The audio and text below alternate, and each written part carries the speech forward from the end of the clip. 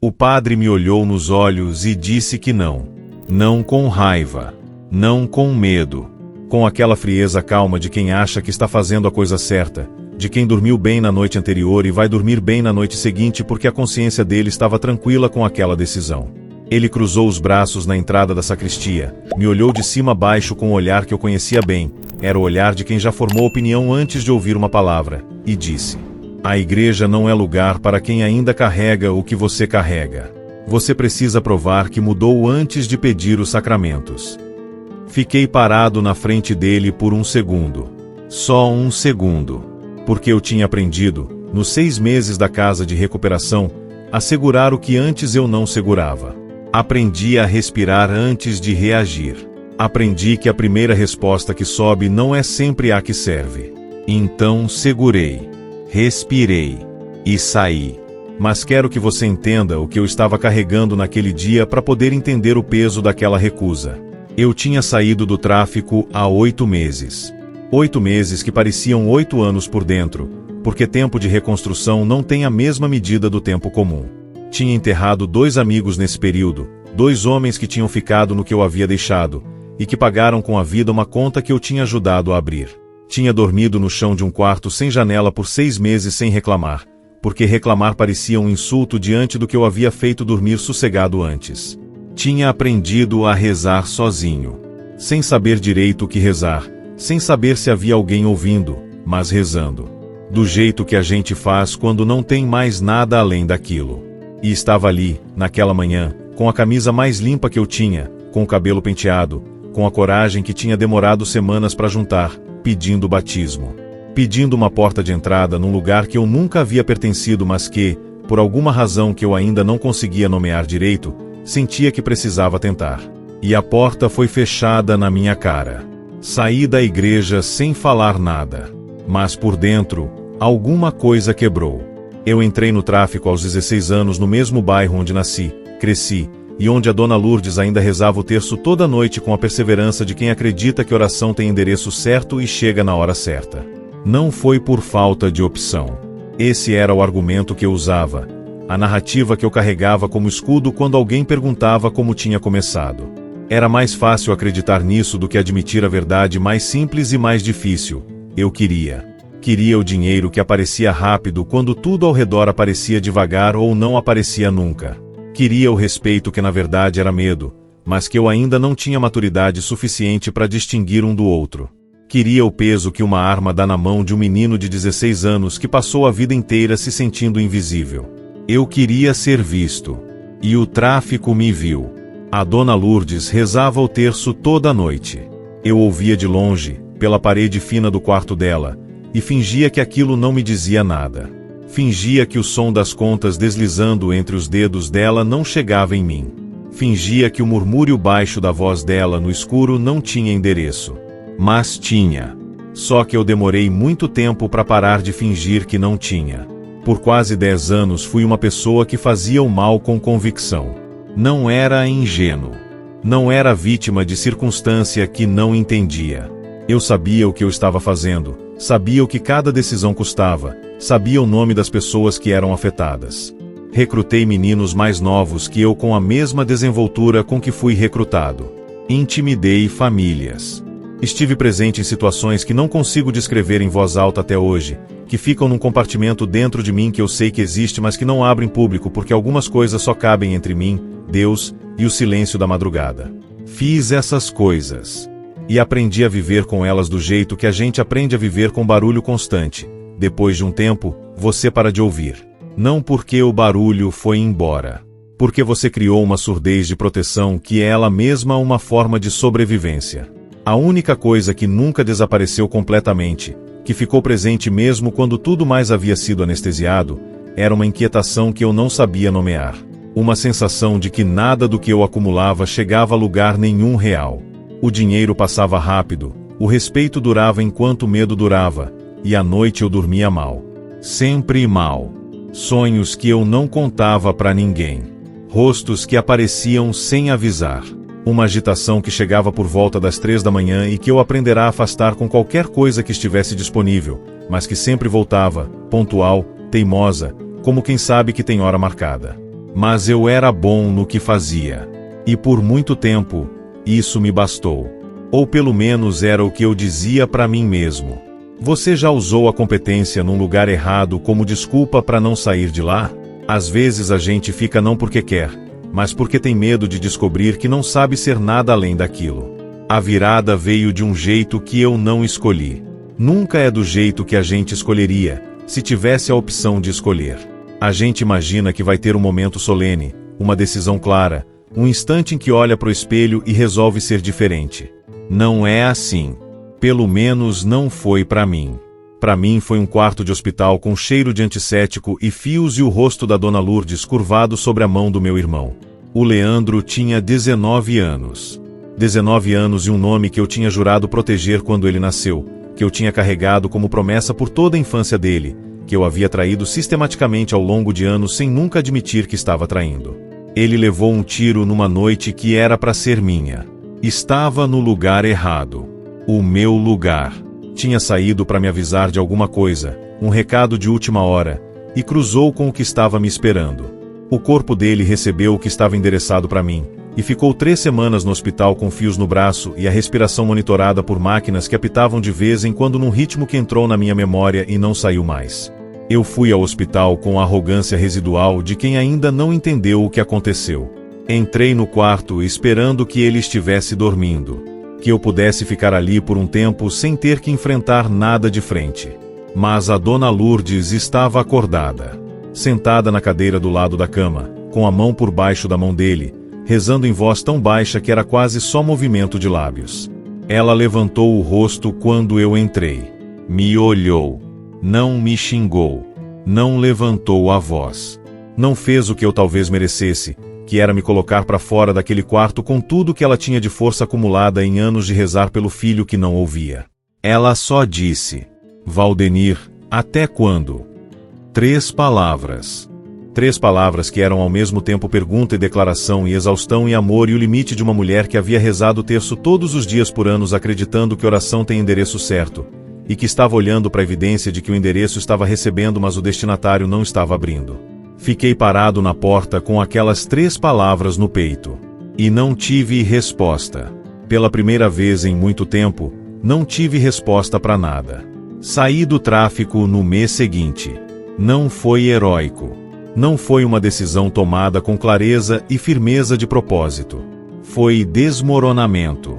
Foi o que acontece quando a estrutura que sustentava tudo vai cedendo ponto por ponto até que não há mais como fingir que está de pé.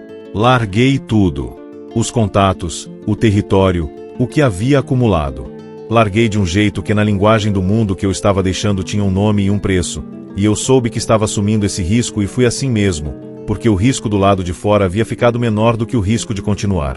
O seu Geraldo administrava a casa de recuperação numa rua sem saída do bairro vizinho. Ex-viciado, convertido havia 15 anos, homem de poucas palavras e muita paciência, do tipo de paciência que não é passividade mas a escolha ativa de não desistir de ninguém enquanto houver sinal de vida. Ele me recebeu sem fazer perguntas sobre o passado. Só me mostrou o quarto, me deu as regras da casa com a objetividade de quem já disse aquilo muitas vezes e sabe que o que funciona não é o discurso mas o ambiente, e foi embora. Simples assim. O quarto não tinha janela. Tinha uma cama, um armário pequeno, um prego na parede onde eu pendurei a camisa que havia trazido. E silêncio. Um silêncio diferente do silêncio que eu havia habitado antes, que era silêncio de alerta, de ouvido aberto para qualquer movimento. Esse era silêncio de parada. De quem chegou num lugar e pode, pela primeira vez em muito tempo, parar. Fiquei 6 meses naquele quarto. Naquele quarto aprendi que arrependimento é um peso que não tem forma definida.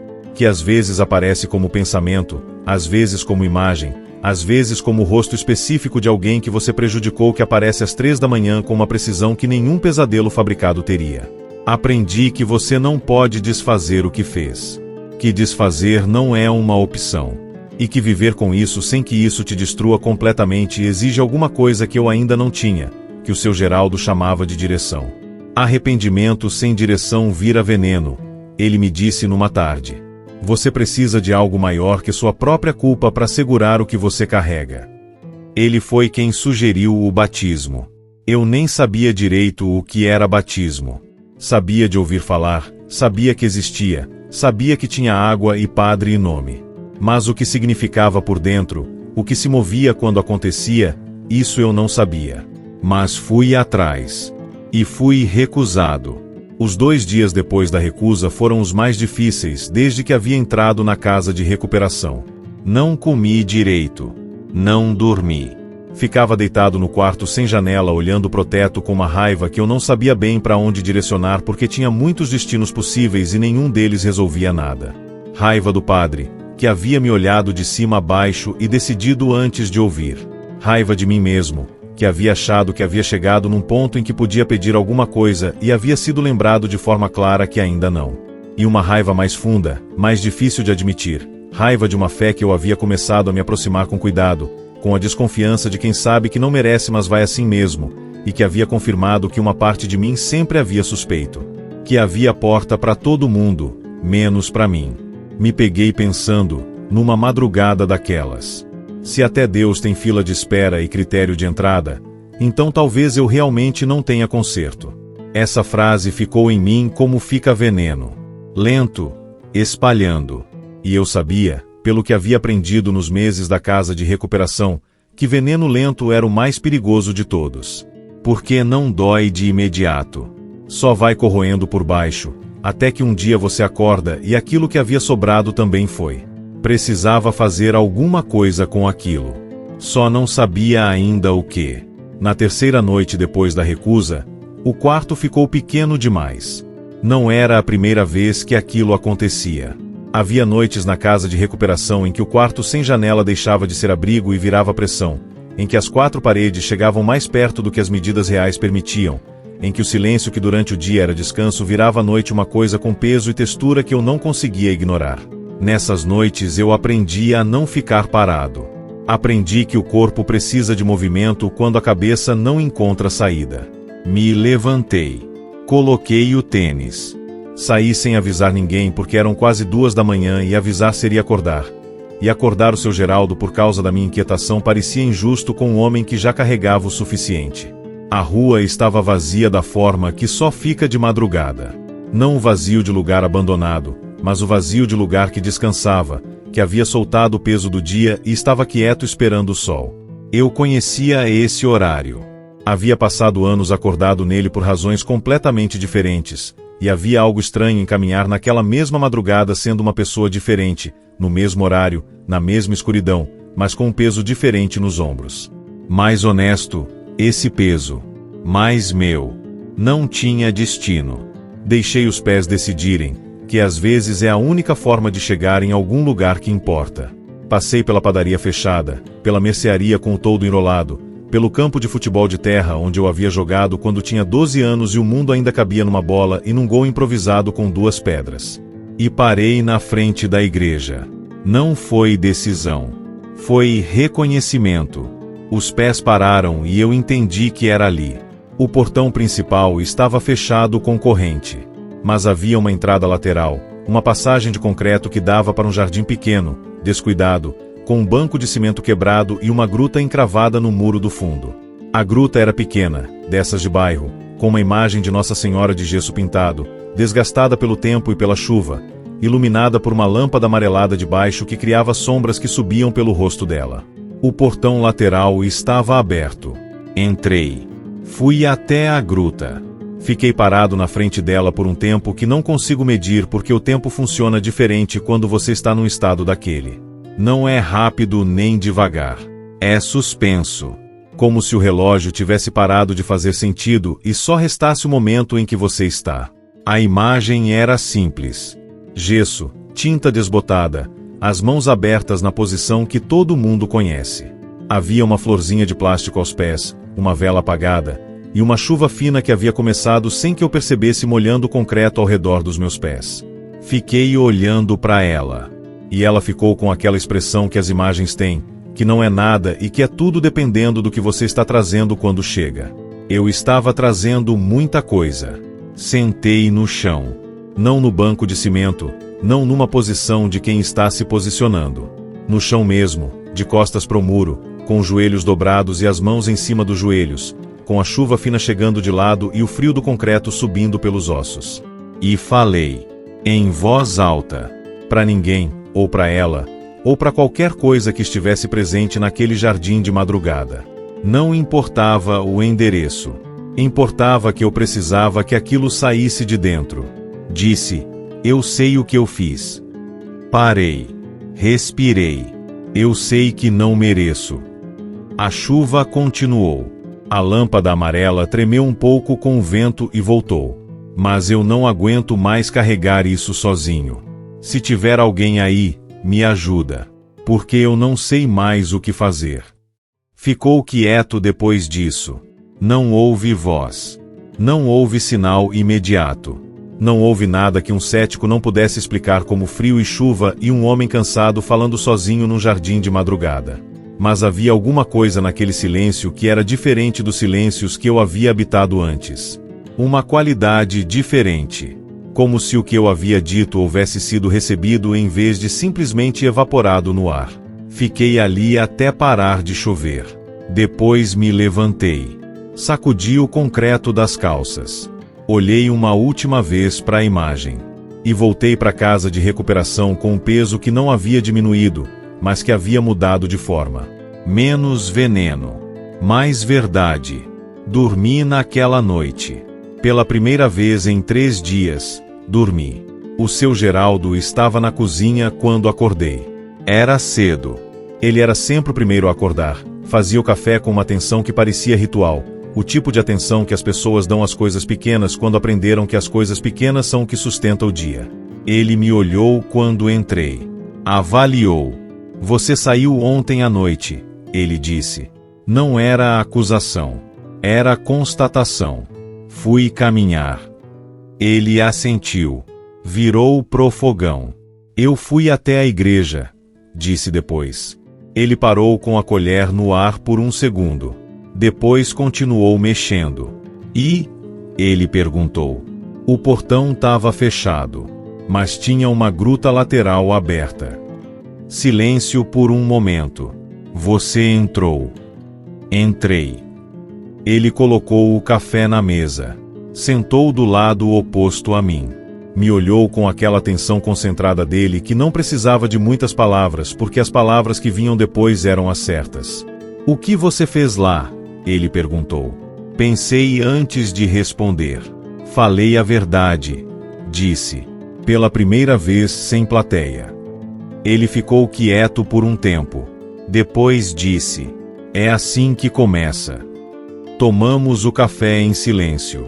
E havia naquele silêncio, naquele café cedo naquela cozinha simples, uma paz que nunca tinha sentido antes, diferente de qualquer coisa que eu havia chamado de paz até então. Não era a ausência de problema. Era a presença de algo que segurava junto mesmo com o problema lá. Só depois eu entenderia o que havia sido plantado naquela noite de chuva. Mas o seu Geraldo parecia já saber. Na manhã seguinte ao café com o seu Geraldo, ele saiu cedo sem dizer para onde. Isso não era incomum. O seu Geraldo tinha uma circulação própria, uma rede de relações construída ao longo de 15 anos de trabalho que ele nunca mapeava em voz alta, mas que eu havia aprendido a perceber pelos resultados. Pessoas que apareciam. Portas que abriam. Conversas que aconteciam no momento certo sem que ninguém precisasse explicar a engenharia por trás delas. Eu fiquei na casa de recuperação fazendo o que havia para fazer. Ajudei na limpeza do corredor, fiz o almoço junto com o Dinho, um rapaz de 21 anos que estava na casa havia 2 semanas e que ainda tinha aquele olhar de quem não acredita que vai conseguir, mas está tentando porque não tem mais outra coisa. Reconhecia aquele olhar. Havia sido aquele olhar não faz tanto tempo assim. Depois do almoço fui pro quarto. Me sentei na beira da cama. E fiquei com os pensamentos da noite anterior, não com angústia, mas com aquela forma de ficar com alguma coisa que ainda não tem forma, mas que você sente que está tomando forma, como massa de pão antes de crescer. Havia dito a verdade num jardim de madrugada para uma imagem de gesso desgastado iluminada por uma lâmpada amarelada. E havia dormido. Estava tentando entender o que fazer com isso. Foi no meio da tarde que o seu Geraldo voltou. Ele bateu na porta do meu quarto, abriu e disse com aquela voz direta dele: "Tem alguém aqui que quer te ver." Olhei para ele. "Quem?" O Padre Antônio. Fiquei parado por um segundo. O Padre Antônio era o mesmo padre que havia me mandado embora 3 dias antes. O mesmo que havia cruzado os braços na entrada da sacristia e dito que eu precisava provar que havia mudado antes de pedir os sacramentos. O mesmo que havia fechado a porta com uma calma que era, na minha leitura naquele momento, a calma de quem estava certo. E ele estava ali, na casa de recuperação, pedindo para me ver. Não ele que eu havia ido buscar. Ele que havia vindo me encontrar. Levei um tempo para processar isso antes de me levantar. Ele estava sentado na mesa da sala comum quando entrei. Padre Antônio tinha uns 50 e poucos anos, cabelo grisalho, ombros que carregavam o peso de quem passa décadas ouvindo o peso dos outros. Não estava de batina, estava de roupa comum, calça escura e camisa simples, o que por alguma razão tornou o encontro mais difícil e não mais fácil. Sem uniforme, era só um homem sentado numa mesa, e homem sem uniforme tem menos lugar onde esconder o que está sentindo. Ele levantou quando me viu entrar. Me olhou. Havia algo diferente no rosto dele. Não era o rosto que eu havia visto 3 dias antes. Aquele rosto tinha a firmeza de quem está executando uma política. Esse rosto tinha outra coisa, uma expressão que eu levei um momento para reconhecer porque não esperava encontrá-la ali: vulnerabilidade. Colocou as mãos cruzadas sobre a mesa e disse: eu precisava te encontrar. Aconteceu uma coisa que eu preciso te contar. Sentei do lado oposto. Esperei. Ele contou que na noite anterior, durante a oração das completas, o último ofício do dia, havia tido uma experiência que não sabia como explicar. Estava rezando sozinho na sacristia, como fazia toda noite, quando sentiu uma clareza repentina que ele descreveu como uma paz que o atravessou de um jeito que não havia pedido e não havia provocado. E junto com essa paz, uma certeza: que ele havia errado. Que a porta que ele havia fechado não era dele para fechar. Acordou no meio da noite com aquilo ainda presente, mais forte do que quando havia chegado, com uma insistência que ele reconheceu como o tipo de coisa que não vai embora até que você faça o que está sendo pedido. Eu não vou usar a palavra aparição, ele disse, com aquela honestidade de quem está dizendo algo que vai além do que está acostumado a dizer. Mas posso te dizer que o que aconteceu naquela sacristia foi real. E que eu soube, de uma forma que não consigo explicar em termos técnicos, que eu havia cometido um erro. Parou. Me olhou direto. Eu vim te pedir desculpa, ele disse. E te perguntar se você ainda quer o batismo. O silêncio que veio depois daquelas palavras foi o silêncio mais carregado que eu já habitei. Não era silêncio de resposta formando. Era silêncio de alguma coisa se reorganizando por dentro, do tipo que não pede licença e não espera você estar pronto, que chega quando chega e faz o que precisa fazer. Parecia que eu não estava mais sozinho naquele momento. Um alívio imediato que me envolveu inteiro, que foi do peito para as mãos, das mãos para os pés, e que ficou. Fiquei em silêncio por um tempo antes de conseguir responder. Quando falei, a voz saiu diferente do que eu esperava. Mais firme. Mais minha. Quero, disse. Só isso. Ele assentiu. E havia no rosto dele, naquele momento, algo que eu reconheci como alívio. Não alívio de quem resolveu um problema administrativo. Alívio de quem estava carregando um peso que não sabia que estava carregando até colocar no chão. O seu Geraldo, que havia ficado na soleira da porta durante toda a conversa sem que eu percebesse, disse em voz baixa, mais para si mesmo do que para nós: é assim que funciona. Entre a conversa com o Padre Antônio e o dia do batismo passaram 3 semanas. 3 semanas que o padre havia pedido, não como prova, deixou isso claro desde o início, não era mais questão de provar nada para ninguém. Era a preparação. Era o tempo que a igreja pedia para que a pessoa entendesse o que estava recebendo, para que o sacramento não fosse só um rito cumprido, mas uma entrada consciente em algo maior do que o momento. Eu concordei sem hesitar. Mas aquelas 3 semanas foram as mais estranhas que eu havia vivido desde que havia entrado na casa de recuperação. Estranhas não no sentido de difíceis, embora houvesse dificuldade. Estranhas no sentido de que havia uma qualidade diferente no tempo, como se cada dia chegasse com um peso específico que eu precisava sentar com ele antes de seguir pro próximo.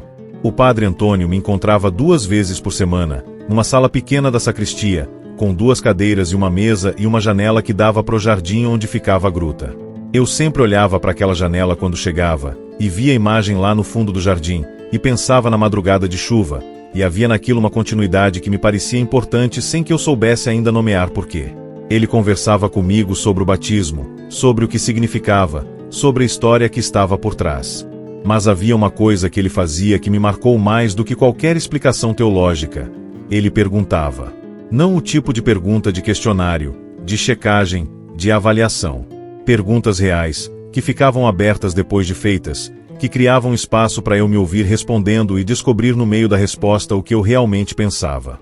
Numa das sessões, ele perguntou: "O que você espera do batismo, Valdenir?" Fiquei com a pergunta por um momento. "Não sei se é a palavra certa", disse, "mas eu espero pertencer a algum lugar." Ele ficou quieto. "Você nunca pertenceu?" ele perguntou depois. Pensei honestamente antes de responder. Pertencia ao tráfico. Mas aquilo não era pertencimento. Era dependência mútua disfarçada de lealdade. Ele assentiu devagar. "E a sua família?" ele disse. "A Dona Lourdes sempre pertenceu a mim. Mas eu nunca me permiti pertencer a ela de volta. Pertencer de volta significa ser visto. E eu não queria ser visto pelo que eu era." Silêncio. "E agora?" ele perguntou. Olhei pela janela pro jardim. A imagem lá no fundo, a lâmpada apagada durante o dia. "Agora eu acho que o problema não era ser visto", disse. "O problema era que eu ainda não sabia como ser o que valia a pena ver." O padre Antônio ficou me olhando por um segundo com aquela expressão que as pessoas têm quando ouvem algo que reconhecem como verdadeiro antes de processar o conteúdo. "Isso", ele disse simplesmente. E passamos pro próximo assunto. Havia uma coisa que eu precisava fazer antes do batismo que não estava em nenhum roteiro de preparação. Eu sabia disso desde a primeira noite depois da conversa com o padre. Sabia com aquela certeza que não vem da cabeça mas do lugar mais fundo, que não argumenta, que só está presente como fato estabelecido esperando ser executado. Precisava ir até a Dona Lourdes. Não para contar do batismo. Não para fazer um anúncio, não para me apresentar transformado como evidência de que as orações dela havia funcionado. Precisava ir de outro jeito. Precisava ir só para estar na frente dela sem escudo nenhum e dizer o que eu deveria ter dito muitas vezes e nunca havia dito. Pedi pro seu Geraldo me levar. Ele não perguntou por quê. Sabia. Com o seu Geraldo era sempre assim, ele sabia antes de você explicar, porque havia passado pelo suficiente para reconhecer os movimentos que as pessoas fazem quando estão chegando em lugares importantes. A casa da Dona Lourdes era a mesma de sempre. Fachada cor de creme desbotada, grade preta, o vaso de samambaia na janela que ela tinha desde que eu me lembrava. Cheguei com o seu Geraldo, que ficou no carro sem que eu precisasse pedir, que entendeu que aquilo era a ida de um só. Bati na porta. Ela demorou um pouco. Depois ouvi o passo dela no corredor. Aquele passo que eu conhecia de infância, o passo de mulher pequena que caminha com uma firmeza que não tem a ver com tamanho. A porta abriu. Ela me olhou. Ficamos parados assim por um segundo que teve o peso de tudo que havia passado entre nós nos últimos anos. Então ela abriu a porta mais e deu um passo pro lado. "Entra, Valdenir." Entrei. A casa tinha o cheiro que sempre teve. Cheiro que não tem nome exato, que é uma combinação de cozinha e roupa lavada e aquela vela que ela sempre acendia no oratório do corredor, um cheiro que ficou associado na minha memória com a palavra seguro de uma forma que eu só entendi muito depois. Sentamos na sala. Ela me trouxe água sem perguntar se eu queria. Sempre foi assim, ela não perguntava se você queria água, ela trazia, porque na concepção dela a água era o mínimo que se oferecia para qualquer pessoa e perguntar seria criar a possibilidade de recusa ao mínimo que era desnecessário. Coloquei o copo na mesa. Olhei para as mãos. "Dona Lourdes", disse. "Eu vim pedir desculpa." Ela ficou quieta. Não só pelo Leandro. Pelo tudo. Pelos anos que eu soube o que estava fazendo e continuei. Pelos terços que a senhora rezou que eu ouvia pela parede e fingia que não chegavam em mim. Chegavam. Eu só não sabia o que fazer com o que chegava. Parei. Ela estava me olhando com os olhos úmidos, mas sem deixar o choro cair, do jeito que as mulheres fortes choram, segurando porque segurar é também uma forma de continuar de pé. Eu vou ser batizado semana que vem, disse. Não vim te contar para provar nada. Vim porque antes de entrar numa coisa nova eu precisava fechar o que ficou aberto. Ela ficou em silêncio por um longo momento. Depois disse: eu já sabia que você ia voltar. Olhei para ela. Eu pedi todo dia, ela disse. Todo dia, Valdenir. Por muitos anos. E oração que sai todo dia não volta vazia. Fiquei com aquilo em silêncio. Ela me alcançou a mão por cima da mesa. Coloquei a minha por cima da dela. E ficamos assim por um tempo, mãe e filho, sem mais nada que precisasse ser dito. O sábado do batismo amanheceu com uma luz diferente. Não estou sendo poético. Estou sendo preciso. Havia uma qualidade específica na luz daquela manhã de sábado. Uma claridade que não era mais forte do que o normal, mas que chegava de um jeito diferente, mais direta, mais presente, como se o sol tivesse acordado com mais intenção do que nos outros dias. Eu acordei antes do despertador.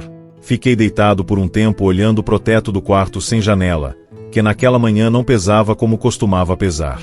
Era só um teto. E eu estava por baixo dele, acordado, com o coração batendo de um jeito que eu não sabia se era ansiedade ou expectativa ou as duas coisas ao mesmo tempo usando o mesmo canal. Me levantei. Me vesti com a roupa que havia separado. Uma calça simples, uma camisa branca que o seu Geraldo havia me dado de presente alguns dias antes, sem grande cerimônia, colocando sobre a cama do meu quarto enquanto eu não estava com um bilhete dobrado em cima que dizia só, para sábado.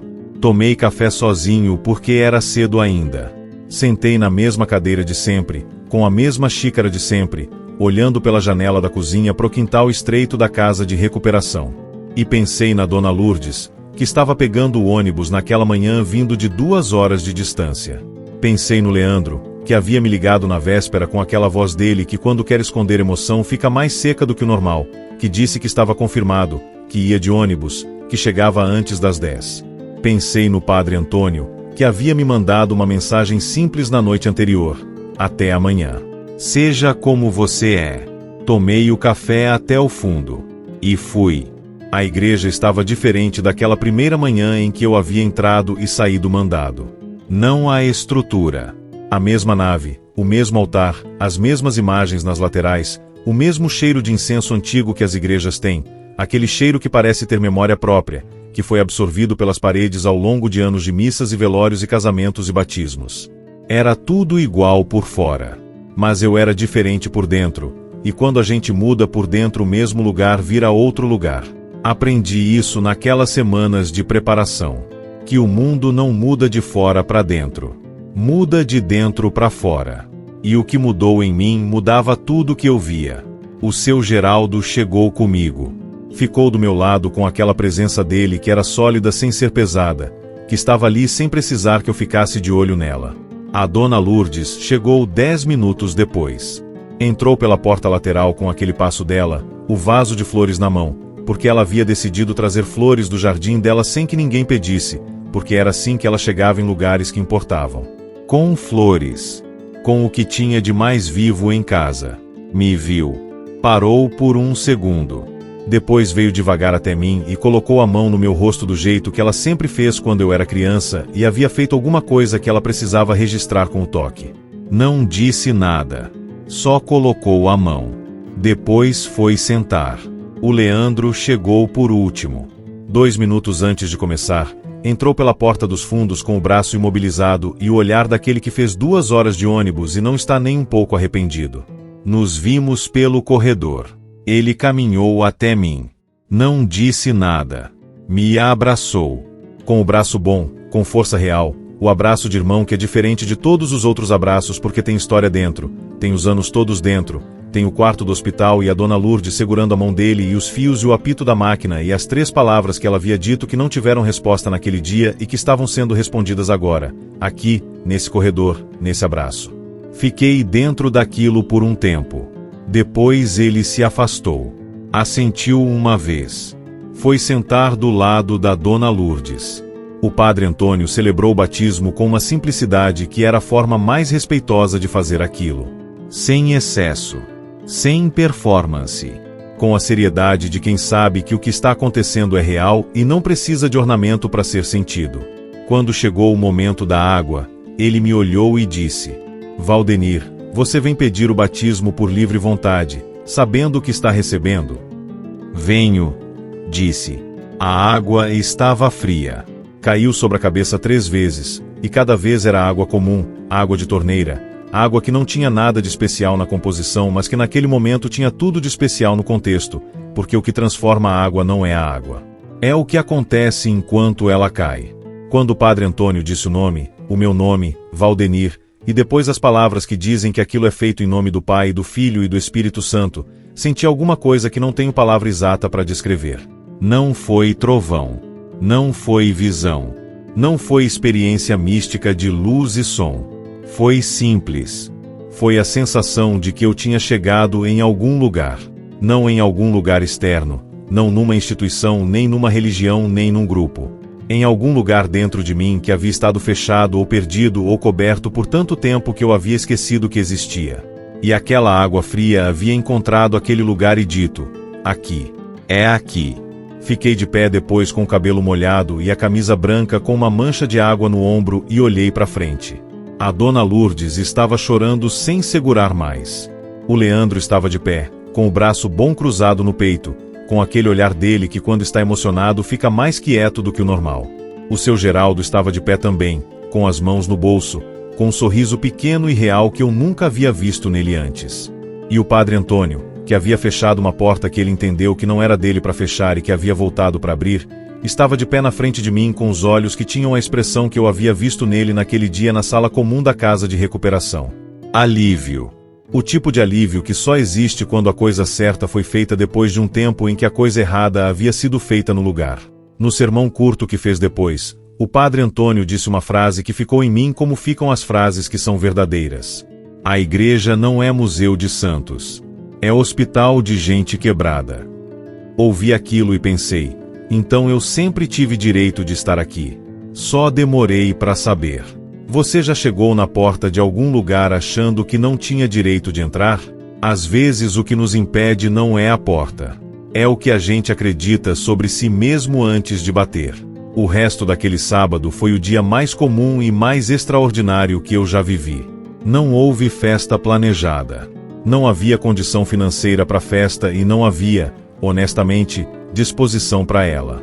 O que havia era Dona Lourdes que, sem que ninguém pedisse e sem que ninguém esperasse, havia trazido na bolsa dela um pote de arroz com frango que ela havia feito de manhã cedo antes de pegar o ônibus, embrulhado em pano de prato dobrado com aquele cuidado dela que colocava em tudo que fazia com as mãos.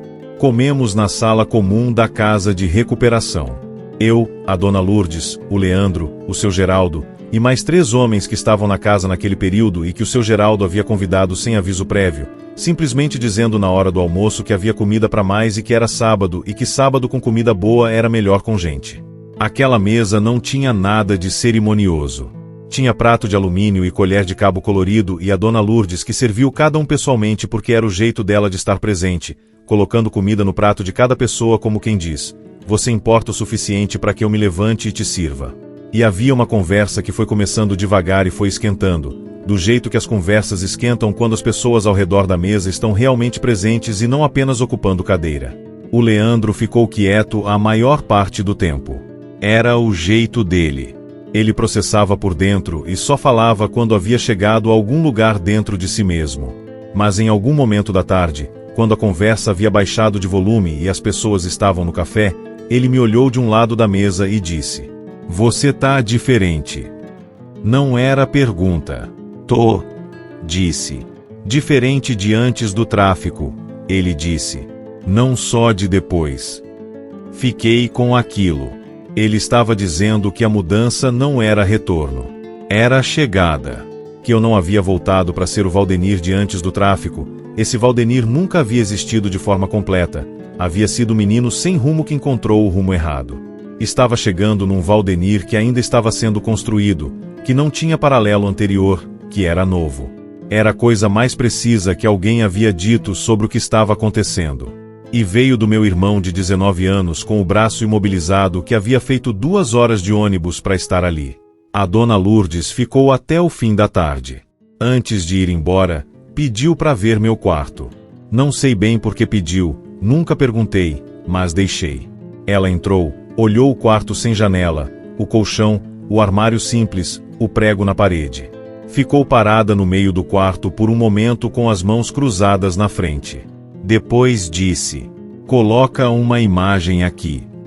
Abri a bolsa dela antes de ir embora e tirou uma imagem pequena de Nossa Senhora, daquelas de resina, que cabia na palma da mão. A mesma que ela havia carregado na bolsa por anos, que eu havia visto tantas vezes que havia parado de ver. Me colocou na mão. "Fica com ela", disse. Não discuti. Nunca se discute com a Dona Lourdes quando ela entrega alguma coisa com aquele gesto, porque aquele gesto não é sugestão. É transferência de cuidado. Ela estava me dando algo que havia cuidado dela por anos e dizendo: "Agora é para cuidar de você." Coloquei a imagem no quarto naquela noite, na prateleira improvisada que eu havia feito com uma tábua e 2 pregos. E então o quarto sem janela ganhou uma presença que não havia antes, não sobrenatural, não mística no sentido dramático, mas presença de algo que diz: "Você não está aqui sozinho." Aquilo muda a qualidade do silêncio de um lugar. Aprendi isso naquela noite. Nos dias que se seguiram ao batismo, algo foi se revelando para mim de forma que só consigo descrever como gradual.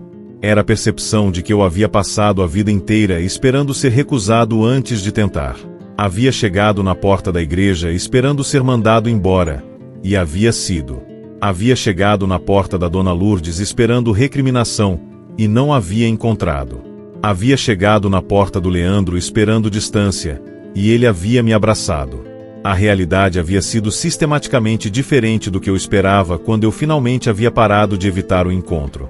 O que isso me dizia sobre todos os outros encontros que eu havia evitado? Comecei a fazer uma lista. Não no papel, na cabeça, porque escrever tornava aquilo mais real do que eu estava pronto para lidar de uma vez. Uma lista de rostos, de situações, de pessoas cujas vidas haviam sido afetadas pelas minhas escolhas ao longo de 10 anos de tráfico, que carregavam marcas que eu havia colocado nelas e que nunca haviam recebido reconhecimento nenhum de mim. Não era viável encontrar todo mundo. Eu sabia disso. Havia situações que não tinham como ser acessadas sem criar perigos novos. Havia pessoas que eu não saberia onde encontrar. Havia casos em que aparecer seria pior do que não aparecer. Mas havia algumas que eram possíveis. Conversei com o seu Geraldo sobre isso numa tarde. Ele ouviu a lista com a atenção de sempre. Depois disse: "Reparação não é sobre se sentir melhor. É sobre reconhecer que o outro existiu. Que o que aconteceu com ele foi real e que você sabe que foi real." Pensei naquilo. "Como eu sei quando devo ir e quando devo não ir?" perguntei. "Você pergunta se a sua ida é para você ou para ele." Ele disse: "Se a resposta honesta for que é mais para você, você ainda não está pronto." Levei semanas com aquele critério, revisando a lista, perguntando honestamente sobre cada nome, separando o que era necessidade minha de alívio do que era reconhecimento genuíno do outro. Era um trabalho doloroso e necessário, do tipo que não tem prazo definido e que só termina quando termina, não quando a gente decide que quer que termine. A primeira visita que fiz foi para uma família de um bairro vizinho. Um homem chamado Seu Newton, que havia perdido o filho mais velho numa situação que eu havia participado indiretamente, não como executor, mas como parte de uma engrenagem que eu havia alimentado e que havia produzido aquele resultado. O filho tinha 17 anos. Fui até a casa dele sem avisar. Não havia como avisar sem dar a oportunidade de ser recusado antes de chegar. E eu havia aprendido que às vezes você precisa estar fisicamente presente para que o encontro seja possível. Bati na porta. Seu Newton abriu. Era um homem de uns 60 anos, rosto marcado, olhos que carregavam aquele peso específico que os pais que perderam filhos carregam e que não tem equivalente em nenhuma outra dor que eu conheça. Ele me reconheceu. Vi o reconhecimento passar pelo rosto dele como passa uma sombra rápida. Depois o rosto fechou. Eu disse, antes que ele pudesse fechar a porta: "Eu não vim pedir perdão. Não tenho esse direito. Vim dizer que eu sei o que aconteceu, que eu sei o que você perdeu, e que eu carrego isso." Silêncio. Ele ficou me olhando por um longo tempo. Então disse, com uma voz que era cansaço e dor e algo mais que eu não soube nomear na hora, mas que depois reconheci como dignidade. Eu já sei que você carrega. Todo mundo que faz o que você fez carrega. O que eu precisava era saber se você sabia. Fechou a porta devagar. Não foi perdão. Não foi reconciliação.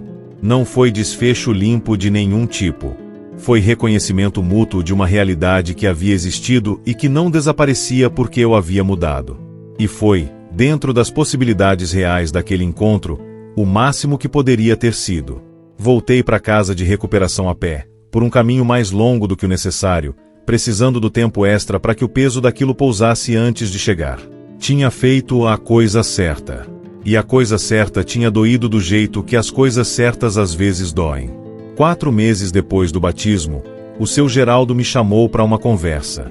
Era uma manhã de segunda-feira comum, logo depois do café, quando a casa estava naquele ritmo de início de semana que tinha uma qualidade específica, mais quieta do que os outros dias, como se a semana ainda estivesse pegando impulso antes de começar de verdade. Ele me pediu para sentar. Sentei do lado oposto a ele na mesa da cozinha, o mesmo lugar onde havia tomado café na manhã depois da gruta, o mesmo lugar onde ele havia dito: é assim que começa, sem elaborar mais do que aquelas 4 palavras precisavam. Eu preciso de ajuda na casa, ele disse. Olhei para ele. Que tipo de ajuda? Do tipo que só alguém que passou pelo que você passou pode dar. Ficou quieto por um segundo, deixando aquilo pousar. Tem um rapaz que chegou ontem à noite, ele continuou. 22 anos. Histórico parecido com o seu. Chegou com o mesmo olhar que você tinha quando chegou. O olhar de quem acha que não tem conserto. Reconheci esse olhar sem precisar que ele descrevesse mais. Você quer que eu fale com ele? Quero que você esteja disponível, ele disse.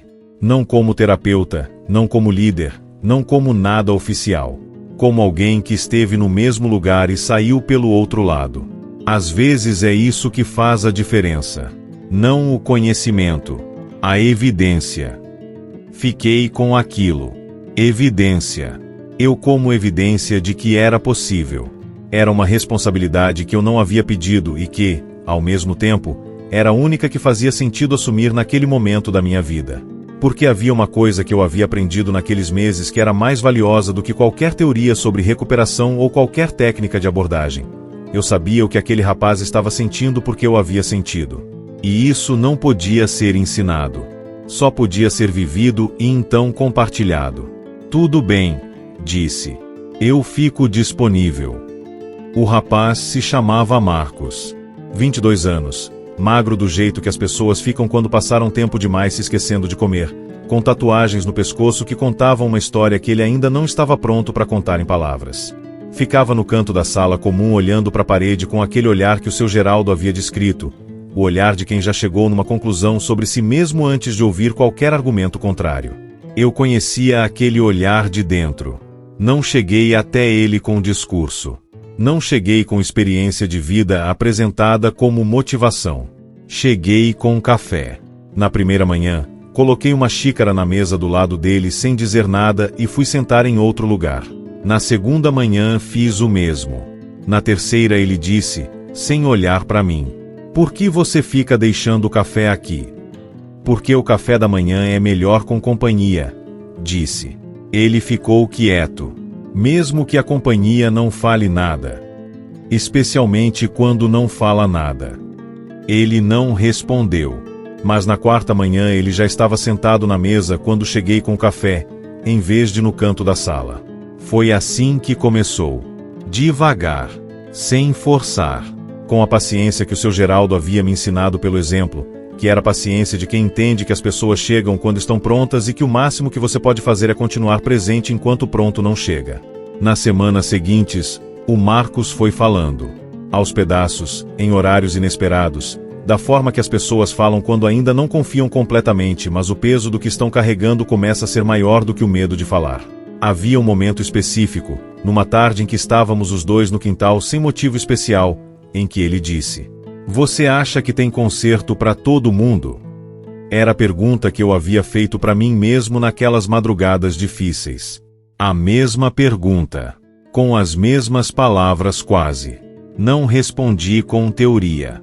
Não respondi com versículo. Respondi com o que havia aprendido da forma mais direta que existe. Eu achei que não tinha conserto para mim, disse. Fui até uma igreja pedir batismo e fui mandado embora. Sentei no chão de uma gruta de madrugada na chuva sem saber se tinha alguém ouvindo. E aconteceu alguma coisa que eu não sei explicar direito até hoje, mas que me fez acordar no dia seguinte diferente. Ele me olhava. Não foi mágica, continuei. Foi real. E foi lento. E teve dias que foi feio. Mas teve silêncio. E você acha que foi porque você merecia? Ele perguntou. Pensei honestamente. Não, disse. Acho que foi porque havia algo maior do que o que eu merecia operando ali. Ele ficou com aquilo. Não disse mais nada naquele dia. Mas havia no silêncio dele depois uma textura diferente do silêncio de antes. Menos fechado. Mais poroso. Como se uma pequena abertura tivesse sido feita e o ar estivesse começando a entrar. O seu Geraldo me observava naquele trabalho com a discrição de quem sabe que observar demais atrapalha. Mas vez ou outra, no fim do dia, ele me dizia uma coisa ou outra que eu levava comigo. Numa dessas noites, disse: "Você sabe o que faz diferença no que você faz com o Marcos?" Esperei. "Você não tenta convencê-lo de nada", ele disse. "Você só fica. E o ficar diz mais do que qualquer argumento." Pensei nisso. "Foi o que você fez comigo", disse. Ele assentiu uma vez. "É o que funciona", ele disse simplesmente. Sempre foi.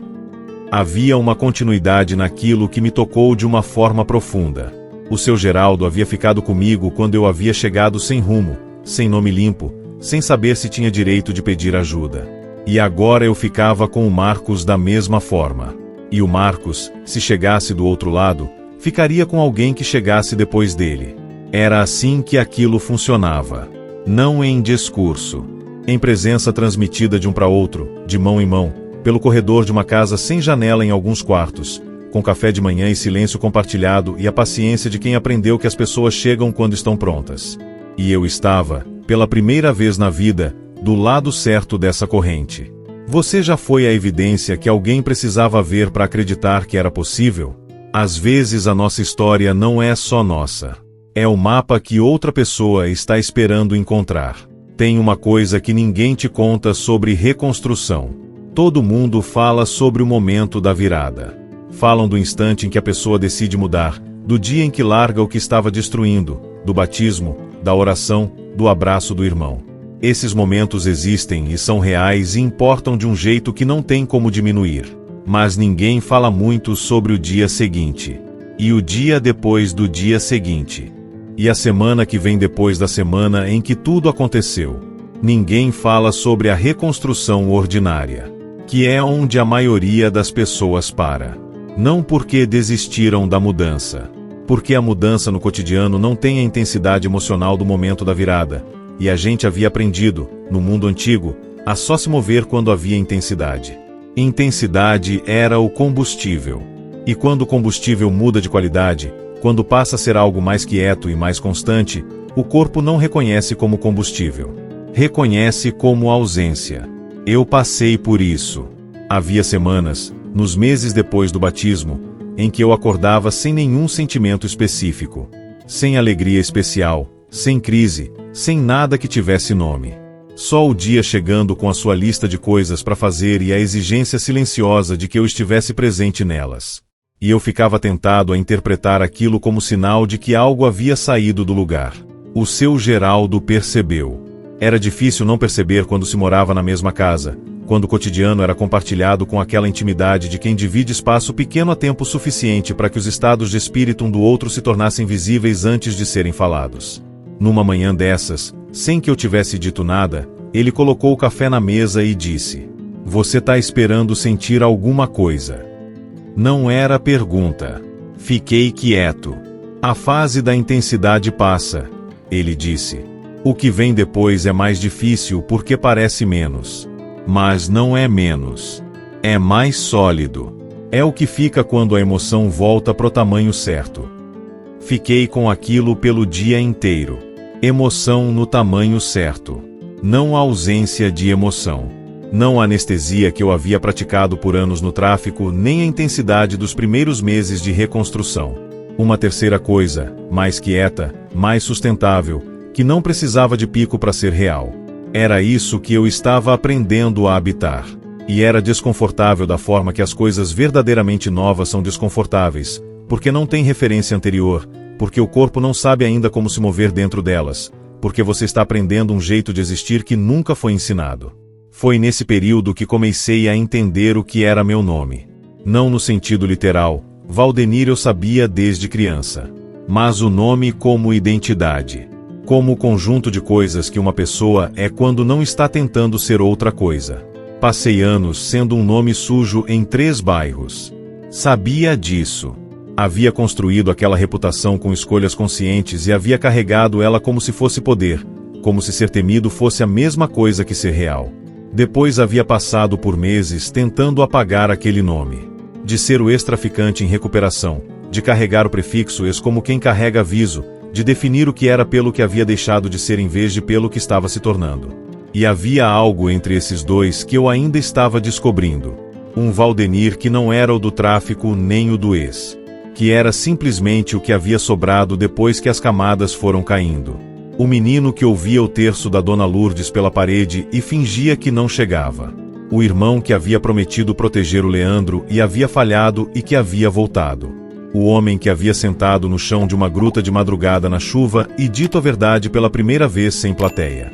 Esse era o nome que eu estava aprendendo a carregar, com tudo o que tinha dentro, sem esconder o que havia sido, porque esconder seria desonrar o quanto custou chegar aqui, sem se definir pelo que havia sido, porque ficar parado no passado seria desperdiçar o que havia custado tão caro.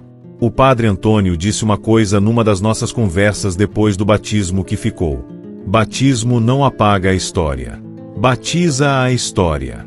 Ela continua sendo sua, mas agora tem um novo contexto. Fiquei com aquilo por semanas.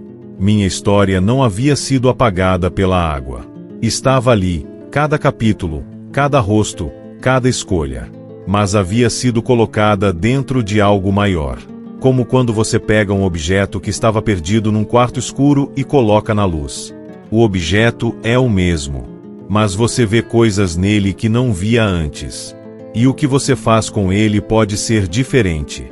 O Marcos ficou na casa de recuperação por 4 meses. Quando saiu, saiu diferente de como havia chegado. Não completamente diferente, ninguém sai completamente diferente em 4 meses, seria desonesto dizer isso.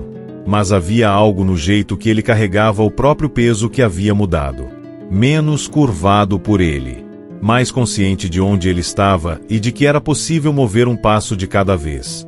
No dia que saiu, veio me encontrar antes de ir embora. Estava com uma mochila pequena nas costas, a mesma que havia chegado, e aquele jeito de estar de pé que havia mudado, não a postura física mas a postura interna, que às vezes é a única que importa de verdade. Me olhou por um segundo. Então disse: "Você disse que foi para uma gruta de madrugada na chuva e falou para ninguém." Falei, disse. Eu fui também, ele disse. Semana passada. Fiquei quieto. E? Perguntei. Ele ficou um momento sem responder. Dormi depois, ele disse. Pela primeira vez em muito tempo. Assentiu uma vez. Virou. Saiu. Fiquei parado no corredor por um tempo depois que ele foi embora, com aquilo dentro do peito, com a continuidade daquilo, com o fato de que uma noite de chuva que havia sido só minha havia se tornado referência para outro homem que havia precisado do mesmo chão. Era assim que as coisas se transmitiam. Não em discurso. Em experiência compartilhada. Em um homem dizendo pro outro: eu estive nesse chão antes de você, e olha onde estou agora. Fui até a cozinha. Fiz café. E comecei o dia. Existe uma pergunta que eu recebi mais de uma vez desde que comecei a trabalhar na casa de recuperação ao lado do seu Geraldo. Os homens que chegam me fazem essa pergunta de formas diferentes, com palavras diferentes, em momentos diferentes da estadia, mas é sempre a mesma pergunta por baixo. Você acha que o que eu fiz tem tamanho demais para ser perdoado? E eu entendo de onde vem essa pergunta. Eu a fiz para mim mesmo naquela madrugada no quarto sem janela, com a raiva dos 2 dias depois da recusa ainda queimando por dentro, com a frase envenenada que havia fabricado sobre Deus ter fila de espera e critério de entrada que eu não conseguia cumprir. Eu conheço aquela pergunta de dentro. E a resposta que dou não é teológica. Não é doutrinária. Não é a resposta de quem estudou o assunto. É a resposta de quem esteve naquele chão e pode falar sobre o que encontrou lá. O que eu digo é o seguinte: eu fiz coisas que não têm como ser desfeitas. Isso é verdade e vai continuar sendo verdade independente de qualquer coisa que aconteça de agora em diante. Há consequências das minhas escolhas que estão na vida de outras pessoas de forma permanente e que eu não tenho como remover. Mas há uma diferença entre o que foi feito e o que você faz com o que foi feito. O que foi feito pertence ao passado. O que você faz com isso pertence ao presente. E o presente é o único lugar onde qualquer coisa real pode acontecer. Eu não acordo todo dia com o peso zerado. Acordo com o peso. Mas aprendi a carregar diferente. Não nas costas, curvado, tentando aguentar sozinho. Na frente, visível, como parte de quem eu sou, como material com que estou construindo o que vem a seguir. É isso que eu digo. E cada homem faz com isso o que pode. A Dona Lourdes me liga toda domingo. Não é combinado. Não foi um acordo estabelecido. Ela simplesmente liga todo domingo, em algum momento entre o almoço e o fim da tarde, com aquela voz dela que é sempre a mesma independente de quantos anos passam, e pergunta como eu estou. E eu digo a verdade. Não a verdade gerenciada, não a verdade ditada para não preocupar. A verdade de como a semana foi, o que foi difícil, o que foi bom, o que está em processo e ainda não tem forma. Ela ouve com uma atenção que eu havia desperdiçado por anos fingindo que o terço dela pela parede não chegava. Chegava sempre. Certa tarde ela me disse, no meio de uma conversa sobre nada em especial: "Você sabe qual era o pedido que eu fazia todo dia no terço?" Pensei que sabia. Pensei que era o pedido óbvio, que eu saísse do tráfico, que eu ficasse vivo, que eu não acabasse como tantos outros. "Qual era?" perguntei. "Que você encontrasse o lugar onde você era você", ela disse. "Não o Valdenir do tráfico, não o Valdenir que eu queria que você fosse. O Valdenir que você era quando ninguém estava olhando e você ainda não sabia fingir." Fiquei em silêncio por um momento. "Você acha que encontrei?" disse. Ela ficou quieta por um segundo. "Eu te ouço falar sobre os meninos da casa de recuperação", ela disse, "e eu reconheço o menino que ficava olhando para a chuva pela janela quando era pequeno e queria entender por que as coisas eram do jeito que eram. Esse menino voltou." Não consegui responder naquele momento. Depois disse: "Ele demorou." "Demorou", ela concordou. "Mas voltou." O Leandro veio me visitar no último mês. O braço já estava sem imobilização, recuperado na medida do que era possível recuperar, com uma limitação residual que ele carregava com aquela pragmaticidade dele de aceitar o que não tem como mudar e seguir com o que tem. Ficou um final de semana. Dormiu num quarto da casa de recuperação, comeu na mesa comum com os homens que estavam lá, ajudou numa tarde a consertar uma torneira que estava pingando com uma competência de encanamento que eu não sabia que ele tinha. No último dia, sentamos no quintal com o café. Ficamos em silêncio por um tempo. O tipo de silêncio que só existe entre pessoas que passaram pelo suficiente juntas para não precisar preencher o espaço. Então ele disse: "Você lembra quando a gente era pequeno e a Dona Lourdes rezava o terço à noite?" "Lembro." "Eu ouvia também", ele disse. "Sempre ouvi." Olhei para ele. "Você nunca me disse isso. Você nunca perguntou." Um canto de sorriso. "Mas eu ouvia. E quando levei aquele tiro, no hospital, antes de você entrar no quarto, eu fiquei pensando que se eu sobrevivesse eu ia contar para você." Fiquei quieto. "Contar o quê?" "Que o terço funciona", ele disse simplesmente. "Que a Dona Lourdes estava certa. Que oração tem endereço." Ficamos os dois em silêncio por um tempo depois daquilo. Com o sol da tarde no quintal e o café esfriando nas mãos e a casa de recuperação ao redor de nós com o ruído baixo de homens que estavam tentando reconstruir alguma coisa dentro de 4 paredes. E havia naquilo uma totalidade que não precisava de mais nada.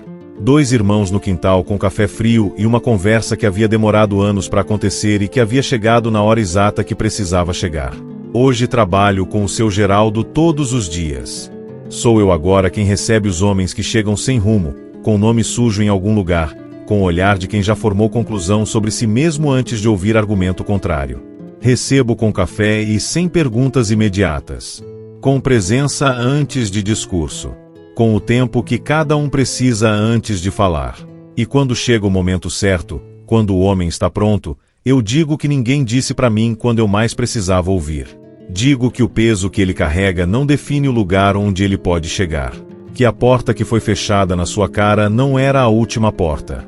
Que há uma gruta em algum lugar, ou um quarto sem janela, ou um quintal com café frio, onde a verdade pode ser dita sem plateia. E que quando a verdade é dita sem plateia, alguma coisa do outro lado ouve. Eu sei disso. Aprendi da forma mais difícil que existe. E é exatamente por isso que sei com certeza. O padre me fechou uma porta. E aquilo foi a coisa mais importante que aconteceu, porque me mandou pro jardim da gruta de madrugada, que me mandou pro chão, que me mandou pra verdade. E da verdade, só da verdade, é que as coisas reais começam. Sempre começaram. E você, qual é a porta que foi fechada na sua cara que talvez tenha te mandado exatamente pro lugar onde você precisava estar? Às vezes o não que dói é o que nos coloca no caminho do sim que muda tudo. Tem uma manhã por semana que eu reservo para mim. Não é sábado nem domingo, não é dia de descanso oficial. É uma quinta-feira cedo, antes de o movimento da casa começar, antes do café coletivo e das conversas e das demandas do dia. É uma manhã que eu aprendi a proteger com o mesmo cuidado que se protege coisa frágil, não porque seja frágil, mas porque é necessária, e coisa necessária precisa ser tratada com intenção. Nessa manhã eu vou até a gruta. A mesma gruta de madrugada de chuva e lâmpada amarelada e imagem de gesso desgastado. A mesma gruta onde eu sentei no chão de costas pro muro e disse a verdade pela primeira vez sem plateia. Vou cedo, quando o jardim ainda está com orvalho, quando a lâmpada ainda está acesa porque o sensor de luz ainda não registrou que o dia chegou. Fico lá por um tempo.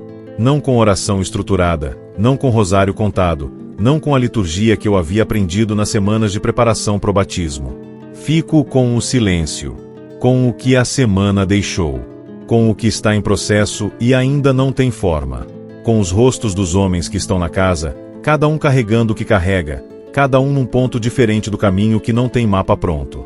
E fico com a imagem. Aquela mesma, gesso desbotado, mãos abertas, expressão que não é sorriso mas que é recepção. E há uma conversa que acontece nesses momentos que não tem palavras mas que é conversa, que tem ida e volta, que tem o peso das coisas que são ditas de espírito para espírito sem precisar passar pela língua. Eu trago o que tenho. E fico com o que encontro. Na última quinta-feira, havia um homem que eu não conhecia sentado no banco de cimento do jardim quando cheguei. Uns 40 anos, barba por fazer, roupa que havia dormido junto com ele, mochila pequena no chão do lado do banco. O jeito de sentar de quem ficou em pé por muito tempo e não sabe ainda se pode sentar de verdade ou se vai ter que levantar de volta logo. Olhei para ele. Ele me olhou. Não havia hostilidade. Havia cansaço. O tipo de cansaço que não é de uma noite mal dormida, mas de um tempo longo mal vivido, que se instala nos ombros e nos olhos e que a gente reconhece quando já carregou o mesmo. Reconheci. Você veio para a gruta? Perguntei. Ele olhou para a imagem no fundo do jardim. Não sei bem o que vim fazer, ele disse. Só parei aqui. Sentei no banco do lado dele. Deixei um espaço entre nós que não fosse invasão, mas que fosse presença. Aprendi essa medida com o seu Geraldo ao longo de meses de observação. Perto o suficiente para dizer, estou aqui. Distante o suficiente para dizer, você tem espaço. Ficamos em silêncio por um tempo. Depois ele disse, sem me olhar, você conhece esse lugar? Conheço, disse. É daqui do bairro. Cresci aqui. Ele assentiu lentamente. Eu não tenho para onde ir, ele disse. Simples assim. Sem drama, sem pedido embutido. Só o fato. Tenho uma casa, disse. Aqui perto. Com café e um quarto. Ele me olhou finalmente. Por que você ia fazer isso? Ele perguntou. Não com desconfiança, com genuína incompreensão, do tipo que acontece quando alguém não está acostumado a receber sem custo.